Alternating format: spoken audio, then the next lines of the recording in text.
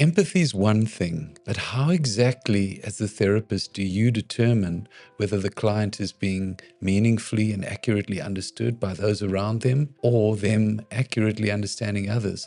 How do you look at that? How do you know this? This is what we're going to be looking at and exploring together in the upcoming episode. Welcome to The Art of Therapy, Season 2, Episode 6.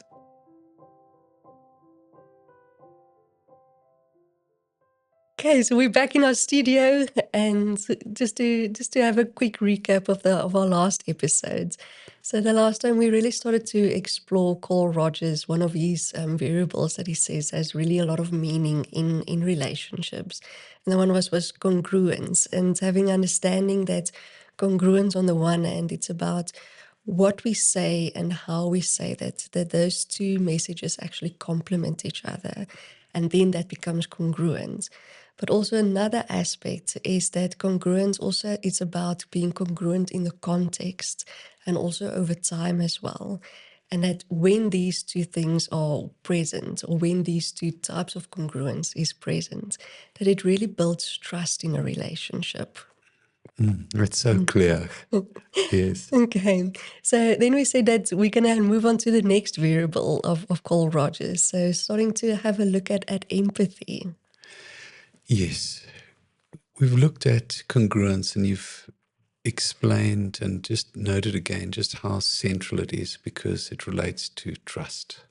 And we'll come back to trust because trust is an emotion, and it's something that, because it's an emotion, we can't have it.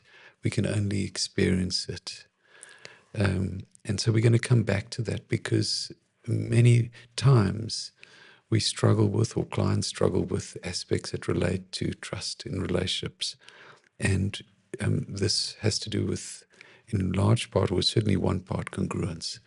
So we've looked at congruence as a central part of human relating as persons, and how that impacts on our mental and emotional, psychological well-being.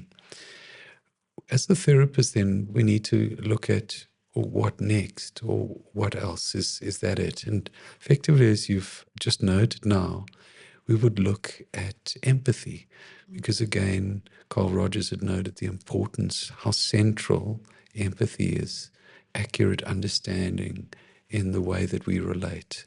So much so that we know now that just being accurately understood for a client, or for anyone, but let's focus on a client now, just being accurately understood by the therapist can be a profound relief and a corrective emotional experience, just that experience. So it's central to the way we relate, our need to be understood. The moment we're understood, someone else is stepping into and understanding something of our experience. And any time that we are able to accurately understand another, we are stepping into their experience, something of what they are thinking or feeling, and that is deeply meaningful. And when we're able to selectively understand each other's frames of reference, we've created a shared frame of reference, which is deeply meaningful for all communication, and for relationships. So when we now look at what other quality of a relationship of the client we're going to be looking at, we're going to, understandably, we're going to look at to what extent is there empathy, to what extent is there accurate understanding. And we're going to look at it. It's really important for a therapist to look at this in two ways. To what extent is a client receiving accurate empathy, accurate understanding from those around them? And again, the relationships that matter and that relate to the presenting difficulty. To what extent are they receiving accurate understanding, accurate empathy? And then to what extent are they also trying to understand those around them, accurately understanding others? And so it's two-way, because it's both how we receive accurate understanding or empathy, and how we give that or express that to others. Oh, it's beautiful because what you mentioned as well is it goes back to what we discussed earlier with the circularity as well. Because we impact on each other's and we look at both on how we impact on the other person, but also how our environment impacts on us then. So it's looking at both. So it's not a one-sided linear approach with this. Yes. It's really looking circularly at the interaction. Yes. Yeah, that's so important because we know that, as we've spoken about, causality is circular in our relationships, in human relationships, and we can punctuate on either side of that interaction. There are multiple points that we can punctuate. But it's really important that we see so much more when we can punctuate with both sides of that relationship. And here, looking at not just what and how empathy, to what extent does a client receive empathy, but just as important, to what extent do they give empathy.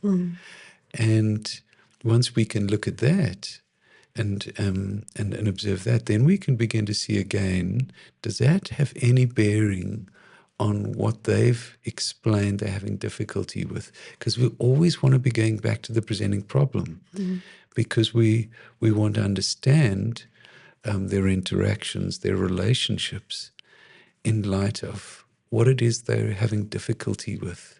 So each time going back to that presenting complaint. And so anytime we see here that when we're looking at empathy, if empathy is not being received, and that is going to have impact or bears on the presenting problem, now we get to see a link. Or the other, that their presenting problem has to do with, or some way linked to them having some difficulty in expressing empathy to another or others. So we look at it within that way.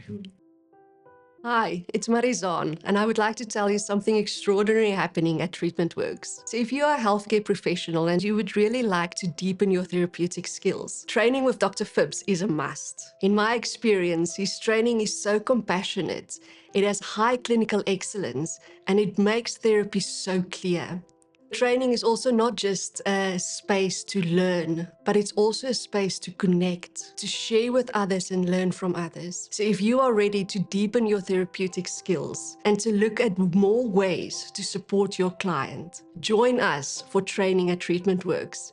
You're welcome to visit our website at treatmentworks.co.za. It's really about the giving and the receiving in that, and that becomes clear. Yes. And I think what you mentioned, that it needs to link to the present complaint, always having that in mind, because again, it's not wrong or right, it's not good or bad. It's just the presenting complaint determines if it plays a factor or not then. Exactly. Yes. So it's almost just noting it. Is it there? Does someone receive it, or do they give that? And whether it's there or not is not good or bad. It's just then we can have a look later on, and how does that link to the presenting complaint? And then we know, does it play a factor or not? Yes, exactly. Because it's not good or bad. It's just, what impact does it have? And if it's related in some way, or it seems related to the presenting problem or whatever the client is having difficulty with, that helps to clarify what may be happening. So we often think that our behaviors are absolute or good or bad, wrong or right. And then we even when it comes to empathy is a good thing. It's right. But no, it's context specific. For instance, if a client is explaining or said that they're difficult, they feel exhausted, they feel burnt out, that they're often supporting others. They're always there for other people, being there, meeting the needs of others. And they often feel in the process feeling exhausted, drained, and feeling unfulfilled. If that is what they're having difficulty with, and the therapeutic relationship initiates with them checking in with the therapist, how are you doing? I know that at last session you noted this and you've been very much on my mind, and I've been wondering how you've been getting along, or How are you doing? Are you up to a session today? Because I know it must be, this is the 8th session, so I'm sure you must be exhausted. So I don't know if you're okay and you're ready for a session today with me. I'm exaggerating a little bit, but the point is that what's happening here is with a client is that in a therapeutic relationship, it's the one place where they don't have to do the work, where they don't have to be attentive to the needs of the other. It's the one place where they can express and identify their own needs and be actively supported. But here, in this instance, there's a client who's expressing very high empathy. But if they are expressing empathy and accurately understanding the therapist, just what happens if they're doing that same thing in other relationships that they're in?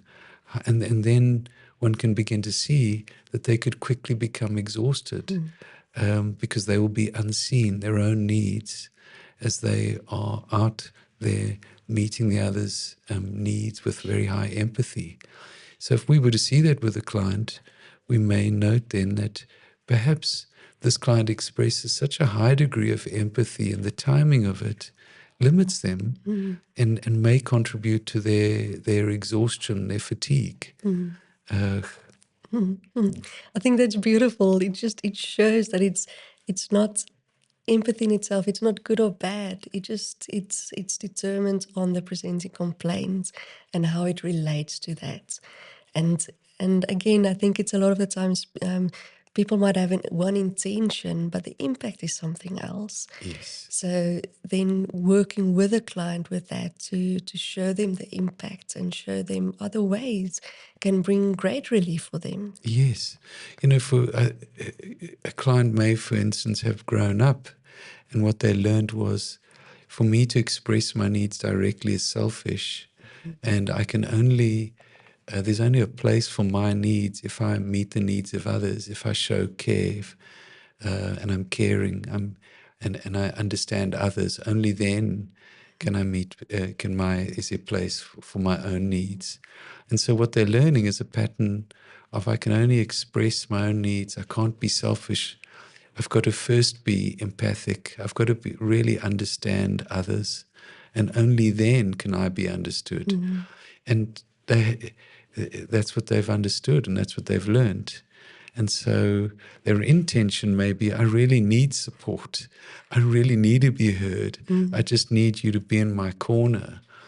But the only way they know how to do that is by expressing understanding to the other, by empathizing, and suddenly their own visibility and being heard is lost. Or by the time the other comes to really see them, understand them, the client is just so exhausted that the moment is lost. So there we go beautifully, where intention and effect wasn't intended by the client that they couldn't receive support, but there was just this aspect of it. I think it's a beautiful example of really looking at empathy and understanding it even further. And we're busy now with Carl Rogers, so the different variables as such. So, and I know the last one is unconditional positive regard. Yes. So, but maybe we pause that for today and then look at unconditional positive regard for the next episode. Yes, I go with that. Let's do that. Thank you for joining us on the Art of Therapy today. We hope that you find this conversation really thought-provoking and meaningful. And if any of the aspects really resonates with you, please feel free to leave a comment below. Thank you for walking this journey with us. Until the next episode.